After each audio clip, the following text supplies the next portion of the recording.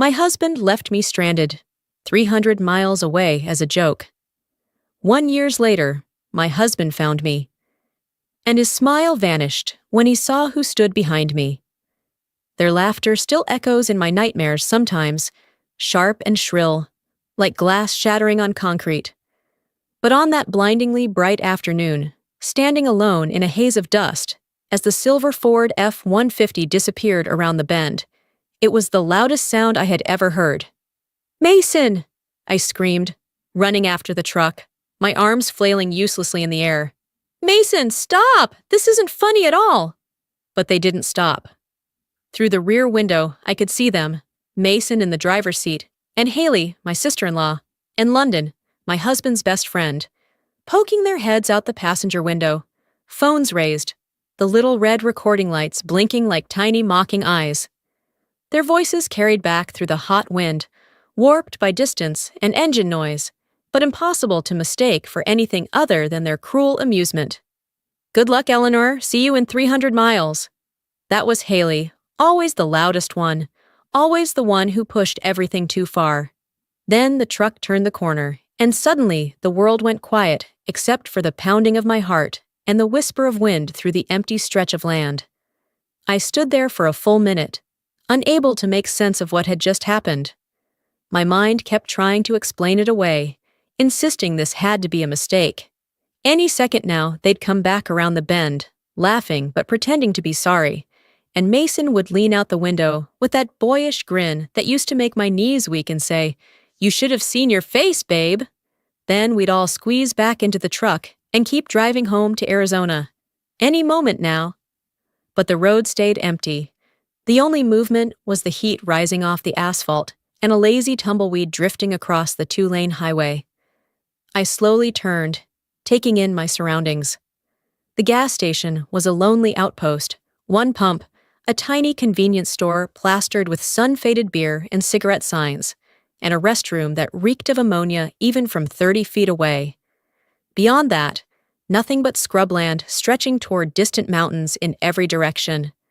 The sign on the building read Cactus Jack's Last Chance Gas, and underneath, in smaller letters, Next station 87 miles. My phone. I slapped at my pockets in a panic, then remembered. I had left it in the cup holder of the truck when I ran back to grab the thing Mason had forgotten.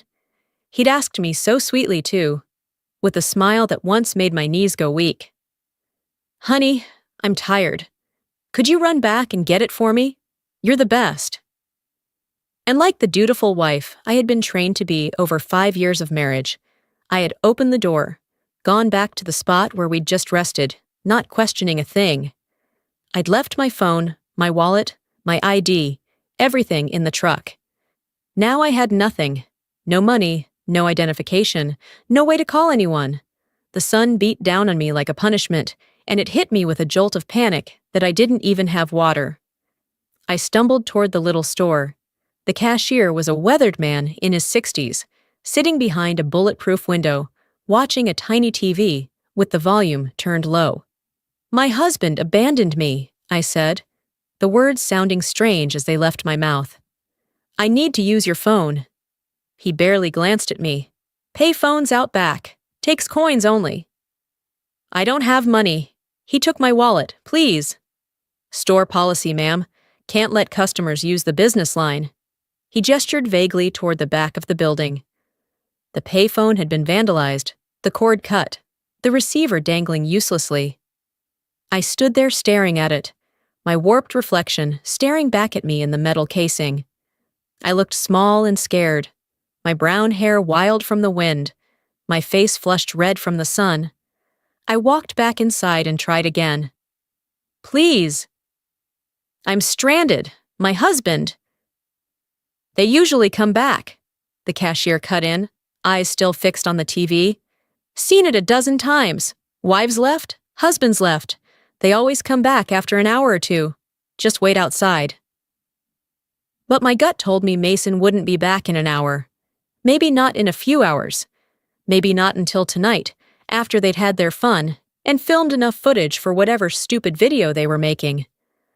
I went back outside and sat on the curb, in the thin sliver of shade cast by the building. The asphalt was so hot it burned through my jeans. I pulled my knees to my chest and tried to think past the panic swallowing my mind. This wasn't their first prank. The realization hit me like a heavy blanket dropping over my whole body. It was just the worst one, the cruelest one, the final one that made me see the pattern I'd been ignoring for years. There was the time London hid my car keys on the morning of my job interview, telling me it was just a prank, even as I sobbed and missed the opportunity I desperately needed. And when I told Mason, he just said, "Don't make a big deal out of it." There was the fake eviction notice they taped to our apartment door, so convincing I cried and packed for 3 hours before Mason finally told me it was just a joke. The water balloons filled with permanent dye that ruined my favorite dress. The fake calls from the police saying Mason had been arrested and needed bail money. I gathered everything I had and handed it to Haley, only to find out it was a prank, and the money never came back. The list went on and on, a whole catalog of small acts of cruelty disguised as entertainment. Even the most recent one, walking in on London and Mason in bed, when I gently closed the door and told them not to joke like that. And I accepted it. Every single time, I swallowed the pain and the anger because Mason said I needed to learn to take a joke, because London and Haley said I was uptight and boring, because Mason's mother said I should feel lucky to be part of such a fun-loving family. But sitting there, on that burning curb, abandoned at a gas station in the middle of nowhere, I finally admitted something to myself. Something I had buried even in my own thoughts. I hated them. I hated all of them. And even more than that, I hated who I had become. A punching bag for their amusement, a side character in Mason's story, someone who had been slowly destroying herself, trying to become whatever he wanted me to be. And maybe he had been cheating for a long time, and I'd just been too blind, too desperate, pretending not to see the signs. My phone, well, Mason's phone, buzzed in my back pocket. I had forgotten I was carrying it after he'd left it behind an hour earlier. The screen showed 3% battery and 1 bar of service, but a message still managed to come through. "Don't be mad, just a prank for London's channel. We'll come back later. Relax." I stared at the words. London's channel. Her YouTube channel, where they posted their stupid pranks and challenges, trying their hardest to go viral, to become influencers, to turn their cruelty into profit. And Mason, willing to do anything to keep his best friend entertained, even if it meant sacrificing his wife's dignity. The phone died before I could reply. The screen went black, and all I could see was my warped reflection staring back. That was the moment I made the decision that would change everything. I wasn't going to wait. I wasn't going to sit on this curb until they decided to come back. I wasn't playing anymore. A minivan pulled into the station, and a woman in her 30s, looking exhausted, stepped out to pump gas. 2 small children were screaming in the back seat. She had that drained, worn-down expression I recognized instantly, the look of someone who had given everything to everyone else and had nothing left for herself. I approached her carefully, trying not to look threatening or unhinged. "Excuse me. I'm sorry to bother you, but are you heading north?" She looked at me with wary eyes, assessing me. I must have looked desperate, because her expression softened. "I can take you as far as the state line. Are you okay? Do you need me to call someone?" "I just need to get out of here," I said, my voice catching even though I was trying to hold myself together. She looked at me for a long moment, then nodded. "Get in. But if you're running from something dangerous, I need to know. I've got my kids." "I'm running from myself," I told her honestly, running from the person I was stupid enough to become. Her name was Shelley, and we drove for 4 hours in silence. She didn't ask questions, and I didn't volunteer answers. We stopped once for gas and a restroom break, and she bought me a sandwich and a bottle of water, without me even asking. The kindness of a stranger, someone who owed me nothing, made my throat tighten with tears that didn't fall. She dropped me at a bus station in a small town whose name I barely remember. Before I stepped out, she handed me a phone charger and a $10 bill. "Whatever you're running from," she said softly, glancing at her sleeping kids. "I hope you get away. I stayed too long in something that was killing me. Don't make that same mistake." "Thank you," I whispered. "You saved my life today." "No," she said with a sad smile. "You saved your own. I just gave you a ride." Inside the station, I plugged Mason's dying phone into a wall outlet and waited for it to charge to 1%. Then I opened email and found the only person I knew would help me without hesitation. Aunt Maggie, my mother's sister, whom I hadn't spoken to in 3 years because Mason said she was toxic and controlling. I typed, "Can I stay with you? I don't know where else to go." 3 minutes later, the reply came. "The key is under the mat. Come home anytime, sweetheart."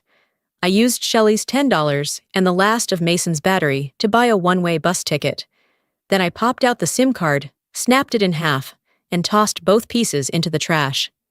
As the bus pulled away and the town faded behind me, I felt something I hadn't felt in years. Relief. Real, overwhelming relief. But I also felt the first tremors of something else. Something buried under years of keeping the peace and trying to be the perfect wife. Anger. Not the explosive, destructive kind, but the cold, clarifying kind that burns away every lie and leaves only the truth behind. I was not Eleanor Whitlock anymore, not Mason's easygoing wife, who laughed at his boring jokes and accepted his half-hearted apologies. I was going to become someone else, someone who would never again sit on a curb waiting for men who were never coming back. The bus ride took 14 hours, stopping and changing routes several times. I arrived in Aunt Maggie's small coastal town just as dawn was breaking, painting the sky in shades of pink and gold. The air smelled faintly of salt water and pine, clean and cool after the desert heat I had left behind. Aunt Maggie was waiting for me in her rusted blue pickup truck, her silver hair braided neatly. When I stumbled off the bus, hollow-eyed and empty-handed, she looked at me once and pulled me into a hug, like I had just come home from war. She didn't ask what happened. She only said, "Let me get you inside." I slept almost 2 days straight. When I finally woke, Aunt Maggie was at the kitchen counter cooking, a plate of scrambled eggs and toast waiting for me. Beside it was an envelope. Inside were $300 in small bills and a folded slip of paper with an address. "My friend Ruthie runs the diner on Main," Aunt Maggie said, without looking up from her knitting. "She needs a server. She pays cash under the table, and she won't ask questions. Tell her your name is Eleanor Morgan. Morgan, my mother's maiden name, the name I had before I became a Whitlock." "Why can't I use my real name?" I asked, though I already knew why. "Because you don't want to be found," Aunt Maggie said simply. "And something tells me you don't." 3 days later, I started working at Ruthie's Diner. It was a small, worn-down place with cracked vinyl booths and a menu that hadn't changed in 20 years. But the coffee was good, and the customers were kind. I poured coffee, took orders, wiped tables, and slowly remembered what it felt like to be competent, to be appreciated for my effort, instead of my ability to endure. At night, I sat on Aunt Maggie's back porch and watched the sun melt into the ocean. The rhythm of the waves was hypnotic, and for the first time in years, I felt my shoulders loosen. I began sleeping without nightmares. I began laughing at customers' jokes without wondering how my laughter would be used against me. I began healing in slow, painful inches. 6 weeks after starting my new life, everything changed again. It was a slow Tuesday morning. Breakfast rush had ended, and I was refilling the napkin dispensers when the bell over the door rang violently. A tall, broad-shouldered man stumbled in, clutching his side. His gray shirt was soaked with dark blood. For one horrifying second, my trauma reflex kicked in, and I thought, "This is a prank. Mason found me, and this is another sick game of theirs." But then the man's knees buckled, and he collapsed near the counter, and I saw his eyes, wild with pain and very, very real. "Help me," he rasped before his head hit the floor. I moved without thinking, my body acting while my mind went blank. I grabbed a stack of clean towels from behind the counter and pressed them hard against the wound in his side. "Ruthie, call 911!" I shouted. "Right now!" The man's eyes locked onto mine. He fought to stay conscious, his hand gripping my wrist with surprising strength. "Stay with me," I said firmly. "Look at me. What's your name?" "Grant," he grit out. "All right, Grant. You're gonna be okay. The ambulance is coming. Just hang on." The EMTs arrived within minutes, a luxury of small-town life. As they lifted him onto the stretcher, Grant's eyes found mine again. "Thank you," he whispered. Then they were gone, sirens fading into the distance, and I stood in the middle of the diner, with blood on my hands and my heart pounding out of my chest. Ruthie touched my shoulder gently. "You did good, sweetheart. Real good. Now go wash up." I thought I would never see Grant again, but 3 days later, he walked through the diner door. His movements were stiff, one hand braced against the bandaged side of his torso, but he was upright and breathing steadily. He sat at the booth by the window, the one facing the entrance, and when I brought him his coffee, he looked at me with those clear gray eyes. "Thank you for saving my life, Eleanor." Something in the way he said my name, without expectation or weight, made my throat tighten. "It's nothing." "What happened to you?"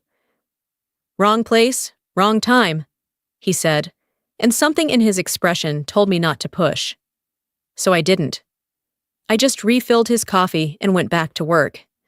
After that, Grant became a regular. He came in every few days, always took the same booth, always kept an eye on the door. We had an unspoken agreement. I didn't ask about his past, and he didn't ask about mine. But slowly, over weeks and then months, we began to talk. At first it was small things. The weather, the best items on the menu, the books we both happened to be reading. Then it grew deeper. He told me he used to be a detective in Chicago, that he got too close to something he wasn't supposed to see, that his own team turned on him and set him up. The shooting wasn't an accident. "I lost everything," he said one evening when the diner was nearly empty. "My badge, my career, my reputation. They covered it all up, made it look like I was the dirty one. I couldn't fight it without getting myself killed, so I ran." "Sounds like we're both running," I said quietly. He looked at me then. Really looked, and I saw understanding in his eyes. "Maybe, but I'm not running anymore. What about you?" I realized suddenly that I wasn't. I wasn't running from Mason or his sister or his mistress or my old life. I was moving toward something new, toward becoming someone I could actually respect. "No," I said, "I'm not running. I'm starting over." Grant smiled, and the smile changed his whole face. "Good, so am I." Our friendship grew deeper over the following months. Grant fixed things around Aunt Maggie's house, the loose porch railing, the stuck window, the gate that wouldn't latch. He installed motion sensor lights and better locks, saying he had a bad feeling, though he never explained why. Aunt Maggie liked him instantly. "That's a good man," she told me one evening after he left. "The kind who stands beside you instead of in front of you." I knew she was right. Grant never tried to fix me, save me, or make decisions for me. He just showed up, beside me, reliable. And slowly I started to trust again. Then one afternoon, I came home and found the front door open. My heart clenched. I froze in the walkway, keys dangling from my hand. From the outside, nothing looked disturbed, but the door was definitely ajar, trembling slightly in the breeze. I called Grant. He arrived 5 minutes later, and I watched him shift from the quiet man I knew into someone else entirely. Alert, dangerous, moving through the house with practiced efficiency. "Someone was in here," he said, examining muddy footprints on the kitchen floor. "They rummaged through the desk drawers, took cash from the cookie jar." "Why would someone do that?" I asked, my voice shaking. Grant's jaw tightened. "It wasn't random. This was targeted. Someone's looking for you." That night, he slept on the couch with a baseball bat beside him. I lay awake in the bedroom, staring at the ceiling, mind racing. Who was looking for me? Mason? His family? Or someone from Grant's past who had found him and decided to reach him through me? The answer came 3 days later, when Mason himself showed up at Aunt Maggie's front door. 1 year. It had been 1 full year since I'd heard his voice. But the moment I opened the door and saw him standing there, time collapsed. He looked terrible, thinner, dark circles under his eyes, his expression hollowed out like he'd spent months drowning in regret and sleepless nights. He raised both hands as if surrendering. "Eleanor, please, can we talk for a minute?" My voice came out calmer than I expected. "How did you find me?" It took a long time. I've been searching for over a year. I finally hired a private investigator who tracked your trail from that bus station. I needed to see you." Before I could react, I felt Grant behind me. He stepped between us with a smooth, protective motion, his body becoming a shield. "Who are you?" Grant asked, his voice low and dangerous. Mason blinked, clearly not expecting anyone else. "I'm her husband." The word hit me like a blunt force. Husband. As if a year of abandonment and silence hadn't severed anything that still legally tied us together. "No," I said, stepping out from behind Grant. "You're not anymore, not in any way that matters." Mason's face tightened. "Eleanor, please." "Just 5 minutes. I need to explain." I looked at Grant. He gave me a small nod. My choice. I stepped onto the porch but kept the door open, keeping Grant within sight. The late afternoon sun cast long shadows across the yard. Mason shoved his hands into his pockets, unable to look me in the eye. "I've been looking for you ever since that video went viral," he said. "What video?" He winced. "About a year after you disappeared, London and Haley started a podcast. They told stories from their prank channel, and one day they told the story of the gas station, about leaving you there. They thought it was hilarious." I felt something cold and hard settle in my chest. "It blew up," Mason continued, his voice raw. "But not in the way they expected. People were furious. They called it abuse, domestic violence, psychological torture. Someone traced my identity. People realized you were never coming back. The internet destroyed us. I lost my job. London and Haley lost all their sponsors. Our families disowned us. Everything collapsed." "And that's why you're here?" I asked, my voice icy. "Because you need me to tell people you're not a monster, so you can get your life back?" "No!" He finally looked up, anguish carved into his face. "I'm here because I can't live with what I did anymore. Because it took me a year to understand I destroyed the best thing in my life. Because I need you to know that I love you." "Love. That's funny," I said quietly. "You left me. You laughed and drove away." "I know. I was cruel and stupid, and I thought you'd call, that you'd need me. I didn't realize you were better off without me until you proved it by never coming back." He took a shaky breath. "I just needed you to hear me say it. I'm sorry, Eleanor. I'm so sorry." The door behind me opened and Grant stepped out. He didn't say a word. He just came to stand beside me, his hand finding mine. Mason saw that gesture. "Who is he?" "Someone who sees me," I said simply. "Someone who stood by me while I rebuilt myself. Someone who never tried to change me, fix me, or use me for a joke." Mason's shoulders dropped. He looked at Grant, then at our hands, then at me. "I'm glad," he said, and I believed him. "I'm not asking for forgiveness. I don't deserve it. I just wanted you to know that what I did haunts me every day." "Good," I said softly. "It should." He nodded slowly. "I'll go. But Eleanor, there's one more thing you should know. London and Haley are in legal trouble. They pulled another stunt. Left a girl trapped in an office building overnight. Filmed her panic attack. She's suing. They're claiming I masterminded the whole thing. The prosecutor wants to establish a pattern, and your case, they want you to testify." Before I could answer, he pulled a business card from his pocket and handed it to me. "This is the prosecutor's number, no pressure. But if you want to tell your story, it could stop them from hurting anyone else. I took the card, gripping it tightly. Mason stepped off the porch and paused at the gate. Anyway, I'm glad you got away from me. You deserve so much better. Then he walked off, heading toward a rental car parked down the block. He didn't look back. Grant squeezed my hand. You okay? I think so, I said, and I truly meant it.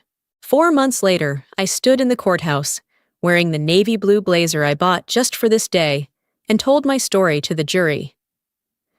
London and Haley sat at the defense table in ill-fitting suits, looking smaller than I remembered.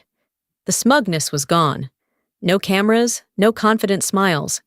Just two girls realizing that every action has consequences. Their newest victim, a young woman named Isabella, who had suffered a severe panic attack during their overnight challenge prank, had filed charges of reckless endangerment. And because the internet never forgets, my story had become part of the prosecution's case to establish a pattern. I told the jury everything, not with anger or bitterness, but with the clarity of someone who had survived and healed. I explained what it felt like to be abandoned in the middle of a desert with no resources. I told them about the years of small cruelties that led to that moment, the things that slowly destroyed my marriage. I described how their pranks had stripped away my safety, my trust, and my sense of partnership. They don't see the aftermath, I said, looking the jurors in the eye. They don't see the woman waking up from nightmares months later. They don't see the slow collapse of trust when the people who should love you treat you like a prop in their entertainment. They call it fun. I call it cruelty dressed up as comedy. When I finished, the courtroom went silent. Even the judge looked unsettled. As I stepped down from the witness stand, I glanced toward the gallery. Mason was there. He'd been called as a character witness for me and our marriage. Our eyes met for a moment. He was crying quietly. Outside the courthouse, reporters swarmed the steps, but Grant moved us through them effortlessly. The sun was bright, the air clean, and I felt lighter than I had in years. Mason appeared at the top of the courthouse steps just as we were leaving. Eleanor, wait! I turned. I just wanted to say, thank you for telling the truth. I didn't do it for you, I said honestly. I did it for Isabella, and for anyone else they might hurt. I know. He looked at Grant, then back at me. He's good to you. I can see that. He doesn't try to fix me, I said.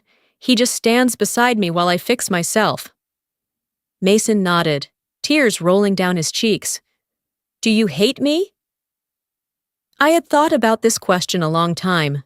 A year ago, I would have said yes without hesitation.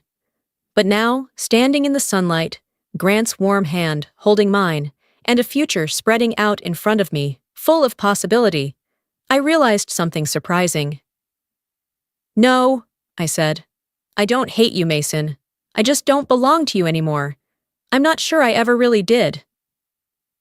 His face twisted, but he still nodded. I suppose I deserve that. You do, I agreed. But I hope you learn from this. I hope you become someone who doesn't need to hurt people to feel strong. I'm trying, he whispered. Every day, I'm trying. I believed him. And more importantly, I realized I didn't need to stay and watch him succeed or fail. His journey was no longer my responsibility. Grant and I walked down the courthouse steps together. 3 days later, the verdict came in.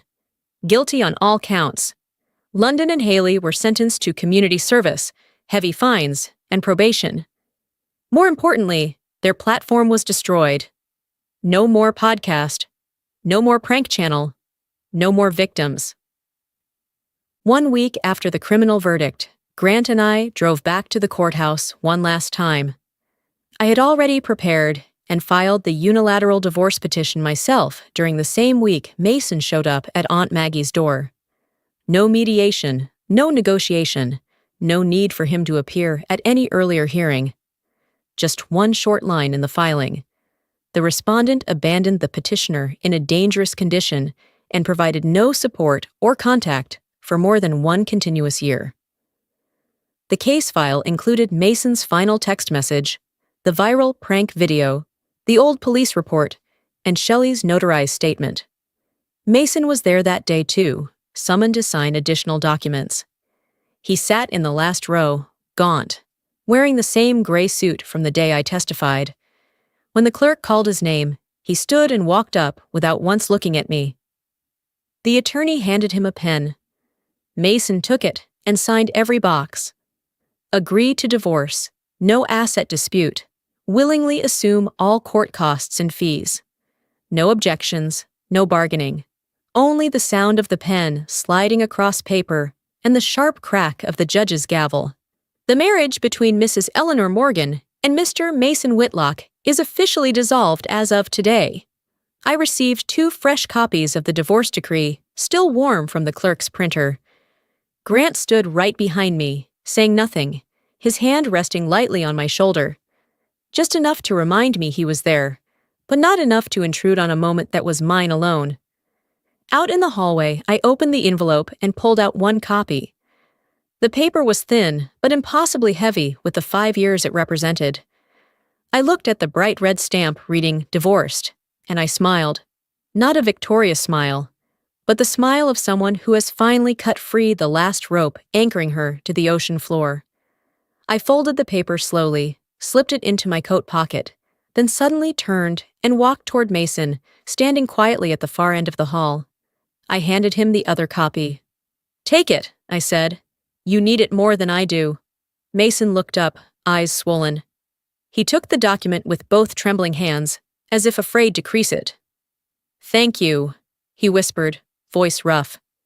"Thank you for ending it properly." I nodded, said nothing, and walked back to where Grant was waiting. He held out his hand, and I took it. We walked out of the courthouse together, autumn sunlight flooding over our intertwined fingers, the hands of 2 free people, coming together only after each had cut their own chains. As the car rolled out of the parking lot, I lowered the window and let the ocean wind rush through my hair. Grant glanced over, smiling softly. "So now what? Eleanor Morgan?" I laughed, really laughed, for the first time in years. Now we go home, our home. I didn't put the remaining divorce paper in a drawer. I burned it that night on the beach.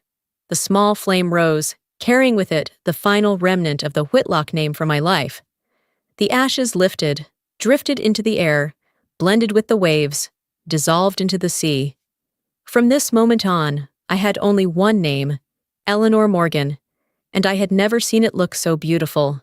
That night, Grant and I sat on Aunt Maggie's porch watching the sunset. The sky was glowing with shades of orange and pink, the sound of the waves rolling in creating a soft, steady rhythm. "How do you feel?" Grant asked. I thought about it for a moment. Finally, I said, "Beautiful. Tonight is beautiful." "Good." He squeezed my hand. "You know, I've been thinking. This town is pretty great. I could stay." "Could you?" I asked, smiling. "Depends on whether there's a reason to stay." I turned to look at him. The man who had been broken and betrayed just like I had. The man who had wandered into a small diner on a random Tuesday and collapsed on the floor while I tried to save him. The man who showed me what a real partnership looks like. "I think there is," I whispered. He smiled, and that smile changed his whole face. "Yeah, I think so too." 6 months later, Grant and I bought a little house together. Both our names on the deed, a real partnership. We started a small security consulting business, using Grant's detective experience and my newfound resolve to help people protect themselves. And when Mason reached out one last time, years later, to tell me he had remarried, to a kind woman who didn't tolerate his family's nonsense, who helped him set boundaries with his sister and mother, I was genuinely happy for him. Because that is the beauty of healing.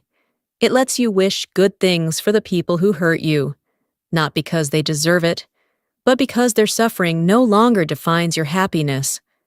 Sometimes I think back to that day at the gas station. The heat, the dust, the laughter fading away. And I realize it wasn't the worst day of my life. It was the best one. It was the day I stopped waiting for someone else to give me permission to be whole. It was the day I saved myself. The gas station, the abandonment, the cruel prank. Those were supposed to be my rock bottom. They thought they were breaking me. They thought I would crawl back, desperate and small. Instead, they gave me the greatest gift anyone ever could. They showed me exactly how strong I already was. Strong enough to walk away. Strong enough to start over. Strong enough to choose myself. Today, when I pour coffee at the diner, or help a client install a security system, or sit on the porch with Grant watching the sunset, I sometimes remember that woman standing alone by the gas pump with nothing but dust and despair. And I am grateful for her, the frightened, wounded woman who refused to sit on a curb waiting for men who were never worth waiting for. She walked away from everything familiar and stepped into a life she had to build from scratch. And in doing so, she became the woman she was always meant to be. If this story spoke to you, if it made you feel something, even just for a moment, then please take a second to like the video, share your thoughts in the comments, and subscribe for more stories just like this one. Your support helps these voices continue to be heard. Thank you for being here.